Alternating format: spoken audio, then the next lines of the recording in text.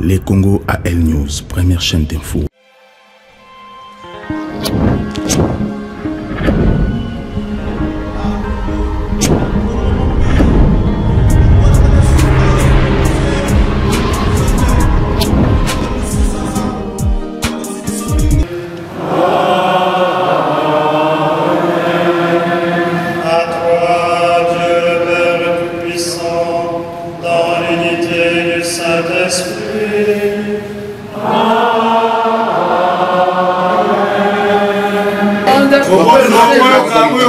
Désolé de vous déranger. Bon appétit à tout le monde. J'espère que vous avez bien mangé, mais notre pays c'est plus compliqué. C'est juste que ceux qui vont être congolais, nous allons présenter la marche à la catholique les 14 pour notre pays. Merci maman. Ceux qui vont non, les 15. Les 16. Il y a les 16 à 14 l'église. Non, Saint-Bernard. Saint-Bernard.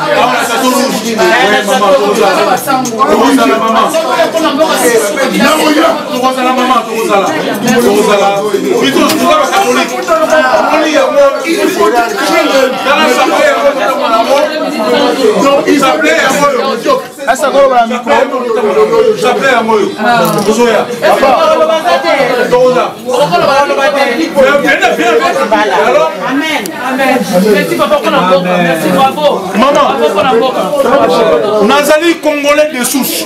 C'est mon pays. C'est là. Biso tolingi changement ezala ba respecter ba corps ba signaki son ba songo baza ko manifester. Oui, son ba songo baza ko manifester, c'est-à-dire il y a un problème. Il y a un problème, donc faut respecter problème wana. Tobo na biso mobulu to kufi mingi botika biso te manifester ba autorité mboka na biso nzambe azala na bango, parce que quand on dit autorité batu mususu ba église à mokilo balobaka toute autorité vient de Dieu. C'est faux. Il y a deux autorités, autorité à Satan et autorité à Nzambe. Siko o ezali na Congo ezali autorité à nini? Merci boboto na suki wana au lobby pour la marche de marche oyo tozala biso nde tozali awa totika makambo na meli okenete Congo ko changer te to manifester ndenge ezaka bandakala pour France changer ezaki bongo te. France batu yos basa ba sacrifice tobanga okufa mais tokende kaka na boboto le 16 to se manifester bon l'église Saint-Bernard tozala wana biso tozala maman nazali mwana maman Maria. Allo tozobela pour na peuple congolais biso nyoso ba maman tant tozolo ba maman pas totelema pour na marche les 16 février tous les mamans à Paris au bazar partout na Bordeaux bakoya awa na Paris awa tokoya ko telema poto bundela ekolo parce que ceux qui to telemite ba paya ba ko telema te po baya ko bundela ekolo na bisote ngai mère triple maman ba passa nazo bundela ekolo na ngai pour la Kabila alongwa na pouvoir tokoko ko tikate ba Rwandais tokoko ko tikate mutu lokola mbendre lokola Kabila ayebi ko loba français te azoko beta discours en anglais mona na ko yeba ko loba anglais akenda na anglais te kuna pa kana ko loba anglais kuna. Kabila dégage, laisse le peuple congolais il bouge dans un pays démocratique du Congo. Tozonga raté na mboka Kabila parce que toi tu gonfles, moi je suis l'enfant de Mobutu, c'est secret ko kukungwenzu waza banga na ko yembela yo zairo dans la paix retrouvé peuple nu dans yebi makambo oyo teke hymne national na yo na yebi na ngote nga parisien na kozonga mboka na nga okata nga mutute. Bonsoir communauté congolaise. Ici Kanyoso Bozali, Bozala Kinshasa, Bozala na Braza, Bozala na Bruxelles, Paris. Ba nga comme na ngoi. Nakutani na ba sœur na caméraman P. Message on azana ngo c'est que naza kacha Château Rouge awa. Toza na marche vendredi 16 février à 14h.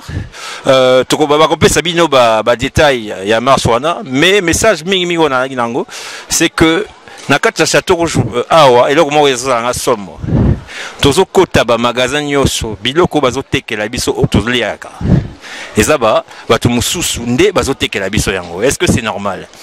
Tozo lobela nationalisme, mais nationalisme banaka wapi? est-ce que il faut voir tout l'obéla? C'est normal tout le baramakamba cannabis, c'est très normal. Tout le bara ezoli kakuna pour sikoyo. Comment voulez-vous que ce que nous consommons, nous sommes quand même des milliers, hein, de cette communauté en Occident.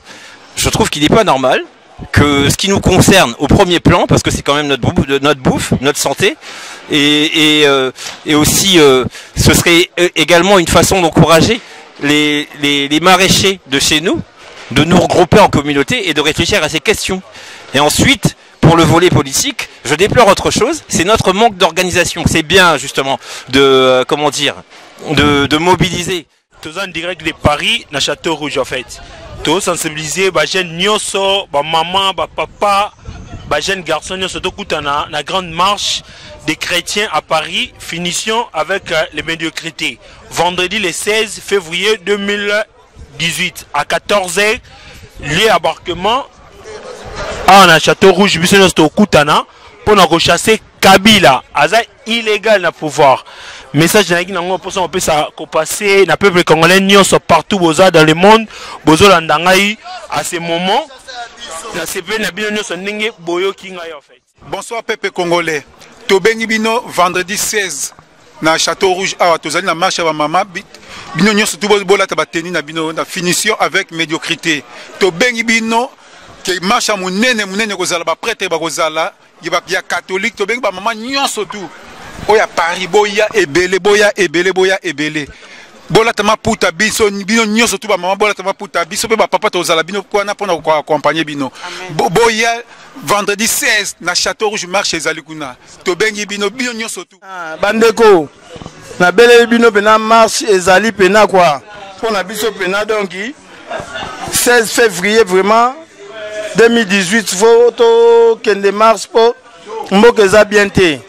Niveau température mboka ezo kendele eza bien te boya to kende marche boya pena quoi eza pena ngai gila redo yaka marche gila redo marche hein na besoin na mona le 16 na besoin na mona le 16 mon sengo le 16 toi la marche biso nyonso tout to kende pena esa la biso bien po mboka na biso photo benga ba médiocrité wana balogore faut ba tambola po ba déranger biso quoi na éviter to la besoin to kembo comme ça mais moi to kende to komi bloqué on est bloqué Andreas soit bloqué na mboko talaka nga Louis Vendôme na bloqué na mboko toujours to luka mbongo mais mbongo to luka comme les personnes du problème kotindaka na ba famille pour ba vivre donc so otindité kuna passe na passe si ma ba finga biso ba diaspora tandis que bango baza kuna soit disant ba opposants, ba politiciens,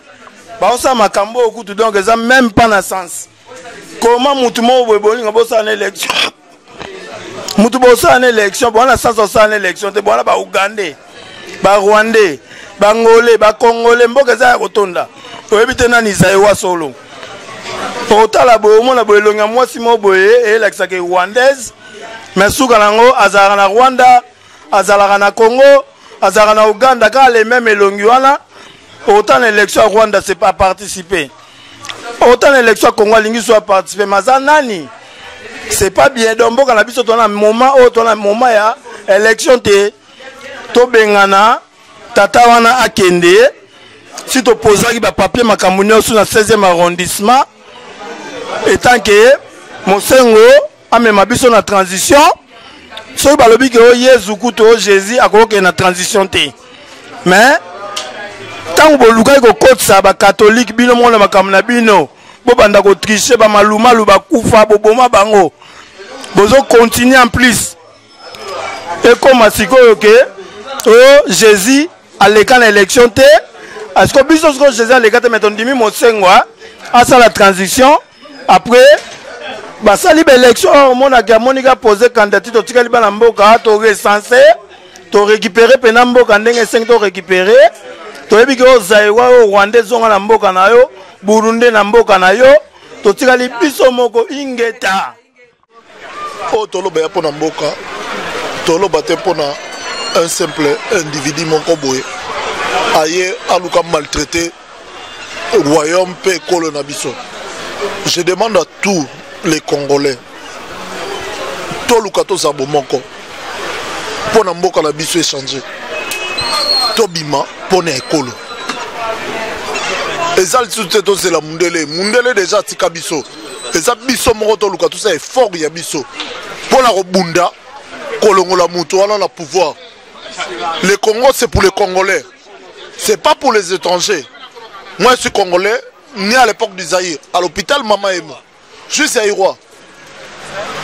Je ne suis pas Moutoua ou Tilibanda et Kolo Moussous, na yokota na Zaïte, na botam na Congo, ni na Mama Emo, na 5 badeko boya, au moins les 16 boya, toluka totambola, pour makambo etali mboka na biso. Eza pona un simple individualité, eza pona ninité, eza pona royaume Congo.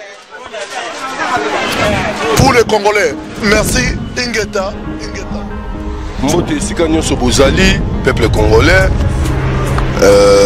ezali ngai Chikito naye kosolola na bino lisusu lelo peuple congolais naye kobelela bino lisusu lelo toza na problème toza nango ya occupation peuple congolais boyebi donc tolobi tobeleli togangi mutu esali pasi mongongo esali pasi.